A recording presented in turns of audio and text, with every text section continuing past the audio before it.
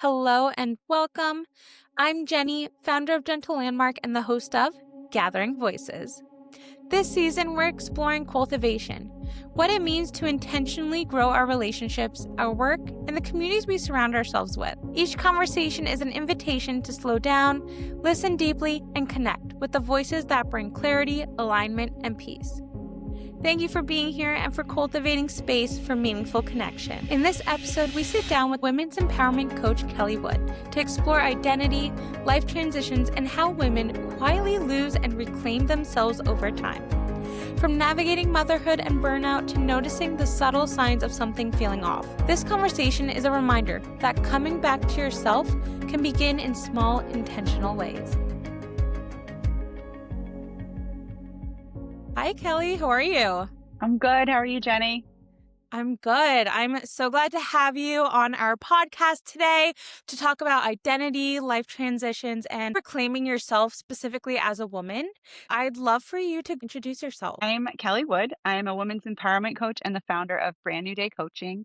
I'm also a wife and a mother of three incredible human beings who are my whole world. I did become a mom late in life, so my postpartum period and my perimenopause period are all kind of just commingled. It's hard to differentiate the two for me.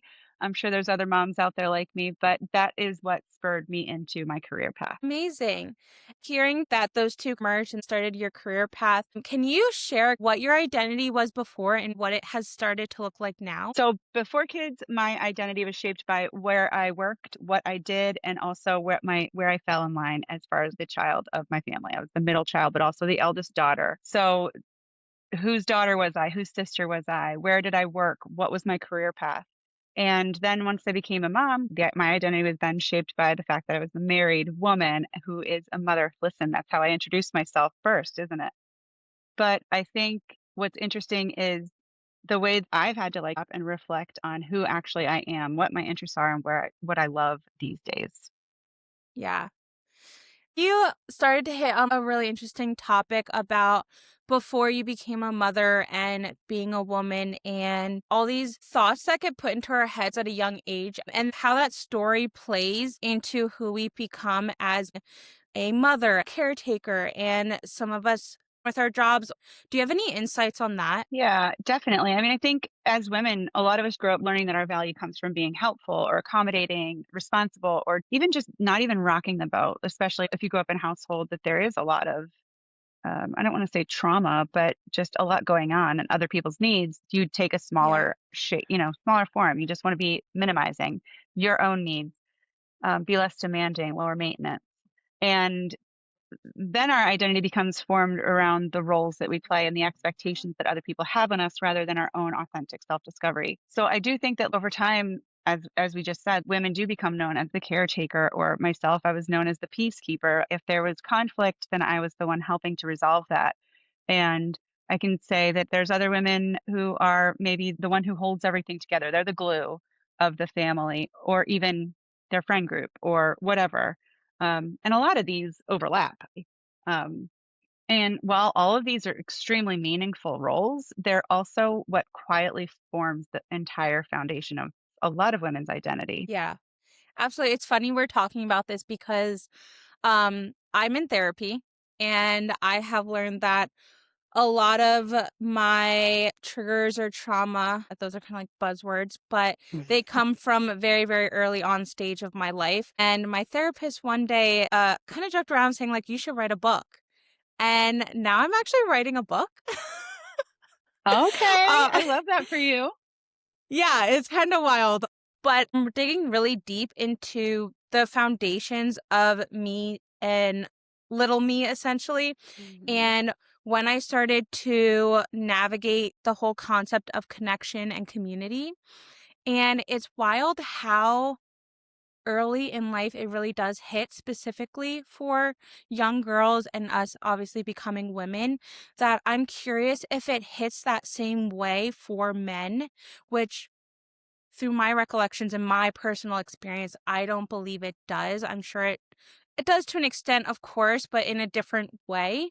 And just seeing how society's expectations have morphed into the household and those personal perspectives is really interesting. I think that you raise a really interesting point. I also am in therapy. I just met with my therapist this morning, so cheers to therapy. But I think you do raise an interesting point of, does this also impact men? I 1,000,000% believe yes, it does. Our family dynamics has impacted my own brother. I actually have a couple male clients. Even though I am a women's empowerment coach, I do have a couple of male clients, which is interesting. Yeah. And initially, when I started my business, I said, only women. Men don't need my help. They don't need what I have to offer, but it turns out they actually do. And Yeah. I think that that's part of the patriarchy that we miss, is that it doesn't benefit men either. And that they are expected to step in a different role. And when they don't actually fit that role, that can cause some sort of feelings of inadequacy, I think. So, yeah, Yeah. I do think it does impact men as well.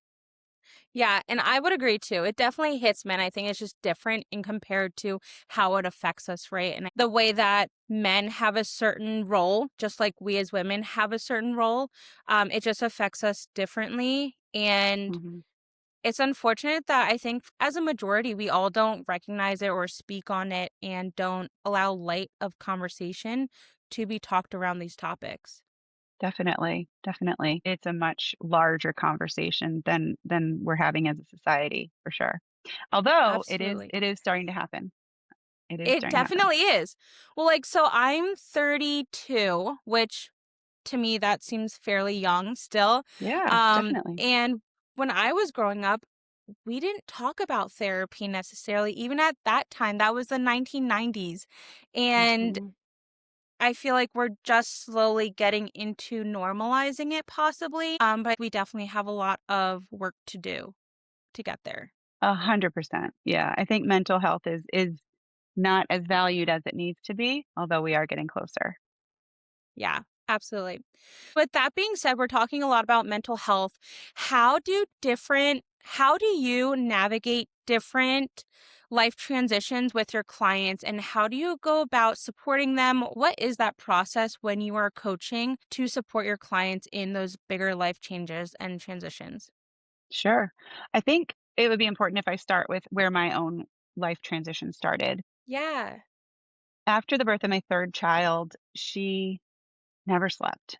She never slept. And so she was the 3rd in line. I had a 6-year-old, a 3-year-old, and then this newborn, and my husband was working 60 to 70 hours a week, and I had to figure it out, right? Like, I had to figure it out. I didn't have any outside support. I'm not blaming this on anybody. This is not pointing blame. However, um, I do think that that did fall into it, that I was exhausted. I'm just gonna say, I was fucking Yeah. exhausted, and I was unsupported, I was exhausted, and it led to this just absolute breaking point moment of looking into my future and thinking, "Is this what the rest of my life is gonna be?" And Mm, it doesn't have to be motherhood. It could be a career that someone is in that they just feel stuck in. And if you're in that moment of like, "I can't go on like this. This is not how I wanna live the rest of my life," and that was where I was. And finally, I sat my husband down. I was like, "I just don't wanna live like this anymore," and things shifted. I mean, that was my tower moment, my turning point, my pivot. But yeah, that's what I walk women through. And they don't always have to get to that absolute lowest point to say, "I can't live like this anymore." And it can just be walking them through small shifts, like, how can you reprioritize yourself? For me, the reprioritization took the shape of just tiny little reminders that I was important. I started getting weekly no, not weekly. Every other week, I'd go to get a manicure. I no longer do it. I don't really care to do it anymore. I don't need that anymore, but at that time, it was a visual reminder that, like, my needs mattered too. And I mm, mean, that's gonna look different for every woman. All of my clients need something individualized, obviously. Whether they're struggling at home with marriage and children, whether they're struggling in their career, it's gonna look different on how do we get you back on the prioritization list kind of thing. Get you back yeah. get you back in the game. That's an interesting uh insight that you just brought to the table with that fact that it doesn't have to be huge shifts or big changes that happen to our life. And it doesn't have to be when you're down completely rock bottom. It can be in those simple moments that Hmm. you feel you need help and support. It doesn't always have to look like a big meltdown or anything like that. And I feel like a lot of people think that without that big meltdown, oh, I'm good, everything's all right. But can you walk through identifying when it's not a big meltdown and it's the small little things, what to look out for that may assist anyone who maybe thinks, you know, I could be in this situation and I could maybe use help. What indicators can we look within to try to navigate that conversation and that realization of maybe I do need help? Yeah, I think one thing that's not discussed enough is a little bit of rage, if I'm being honest. Like, if you, like, start losing your temper a little bit more easily than you used to, I know that that was one of the indicators for me when I was in this postpartum period. Like, and that's a shameful thing, right? Like, that's not something that we talk about a whole lot because as women, anger is not an accepted form of emotion. But anger is also, it's just an expression of, this isn't fair. My needs are not being met. And it doesn't even have to be rage. It could just be waking up and feeling loss of interest in moving on with your day. Things that used to excite you don't excite you anymore. Feeling burnt out a little bit. When your nervous system is not regulated, if you're struggling to just even feel calm or peaceful, mostly it's waking up with the feeling something's just not right. Yeah. Yeah. Definitely the little things. Also, making space for being able to listen to yourself is important. That if you don't feel like you can hear yourself, that's also a big sign. That's what led me into my journey of mental health. That is, feeling like there's all these voices in my head and I can't necessarily decipher them all. And Mm. we as women, again, going back to the role of caretaker or leadership and all this, that oftentimes we are expected to hold a lot on our plate and our shoulders. And it's hard to maintain when that support may not be there. Yeah, 100%. I think what you're talking about too is people pleasing and not wanting to rock the boat. And nobody wants to be the squeaky wheel, right? Because of other experiences and deep traumas, I did not want to be the one who was causing any ripples or problems. And therefore, when that little quiet voice started, I didn't hear it. It had to be a loud, screaming monster before I actually listened to it and gave it any clout. And it doesn't have to be for everyone, but depending on who you are, what roles you've played, right? How accommodating you are to everyone else's needs, and how much you've silenced that inner voice and for how long, that determines how loud the inner knowing needs to be. And navigating where you want to go with your life and what desires you have too, because some of those inside thoughts, if they're not moving you in a progressive way, they can hold you back. So, what would be your insight into reframing your mindset? And is there an awakening to any of this, or does it just continuously coexist and then switch over? How would you explain that stepping stone of once you realize, okay, maybe I need some support, whether it's a coach, whether it's therapy, whether it's just taking more initiative with your friend group and the support system that you have. How do you get over that hurdle? And is there an awakening of some sort? Again, I don't think it has to be a huge awakening, but as a 47-year-old woman, I will say that there is a natural awakening that does happen in this perimenopausal period. I think that you can attribute it to hormones. I'm not well versed in the hormone language, but there is a drop in estrogen, which is the people pleasing hormone. And once that drops, your fucks are gone. Like, you don't give them anymore. Sorry. Um, You're fine. and it's hard to prioritize other people's needs as much as you used to. So with that, the awakening comes with that, but also I think a shift. 32, you're going to hear a different one. You're going to experience a different one than someone who's in their 20s or someone who's in their 40s. And like we said, if you're not attuned to listening to that voice, that inner knowing, then you're not going to hear it. The small shifts that you can do are just, I'm a big fan of journaling. First of all, I want to preface this with, I freaking hated journaling, but I I've did become, too. and it's I was really so powerful. intimidated. It is so Yes, It is so it's powerful. so powerful. And it's Yes. not just like bitching about your day, because I don't know how helpful that is. Although, if it is taking out the trash is good. But for me, it's intuitive journaling. I start off with a little bit of an update on what's going on in my life. And before I know it, I'm free journaling thoughts on what I need to actually hear, which is kind of interesting. I don't know if you've ever experienced that. I have totally had that same experience. I myself also felt journaling was not for me, could never do it. Once I did initially make the move to actually give it a real go, I realized I was intimidated by what my thoughts would put on the paper. Yes. And the fear that someone's going to read it. Not I don't know. even that, but just the fact of putting my actual thoughts on paper for, I don't know, it just like solidified the inner thoughts that I'm crazy. We'll just put it out there. You're not crazy. I'm not crazy. We're all not crazy. We live in a crazy world and everything is totally valid and there's reason for everything. But I had this weird, unrealistic mindset about journaling and what it meant to put those thoughts on paper. So, okay, I've actually experienced the same thing where I'm afraid to write it down because if I write it down, it's going to come true. Yes. And because I do truly believe in the power of manifestation, and if you write it out, it's going to come to be, um, is also still something that I fear. So, yes, I mean, that hesitation is real. Um, but so I don't know that now I have to reassess my journaling. That's Yeah. And I interesting. I'm think glad to know that I'm not the only one.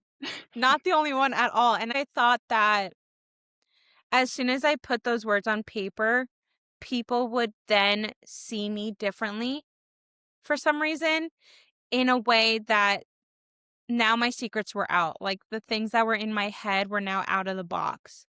And now Right. all of a sudden everyone would see my weaknesses for some reason, which Right. That's the again, the not fear of true. them reading it.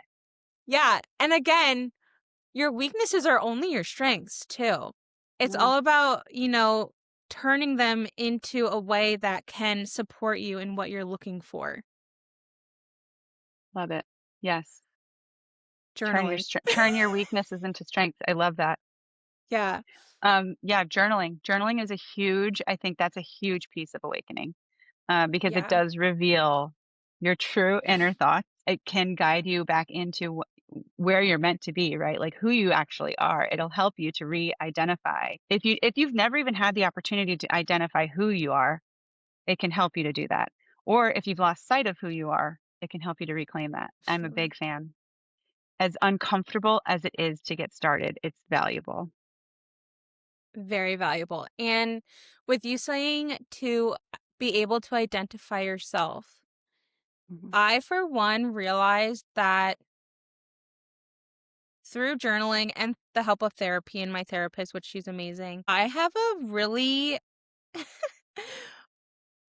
big, big gap of actually realizing who I am because at such a young age, I think I was silenced internally and it's now coming to fruition. I'm like, after 30 years, this just sounds wild.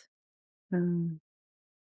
And I feel a lot of us have felt that way or Um, don't even know it yet and are not yet capable of looking that far within to recognize, oh, wow, you know, I have been affected for this long. yeah, I do. What you're talking about, I think, is inner child work.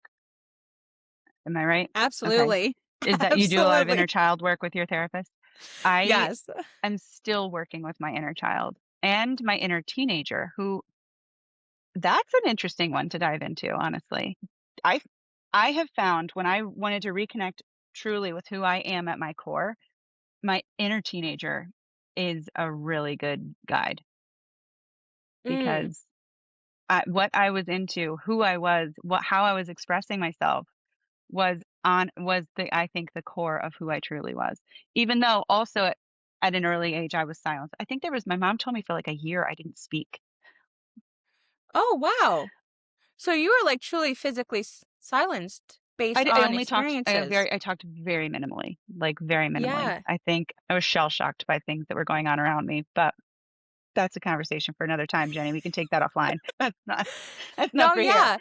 Um, Like I said, I'm writing a book, and writing this book has actually been extremely cathartic. And as much as it's bringing up a lot of triggers, it is also validating a lot of things that I've been feeling, I've felt, that I feel now. And going back into those memories that I think I've put away for so long Mhm. is so fascinating. It is. It is. Yeah. What's interesting too is, have you ever tried somatic work, like somatic to release some of the stuff that's stored within your body? Yeah, I have not yet. No, I haven't dove into that. No, it's okay. I mean, it's good to do it as in tandem with your Yeah, talk therapy. I'll send you a link when we're done. I would love that.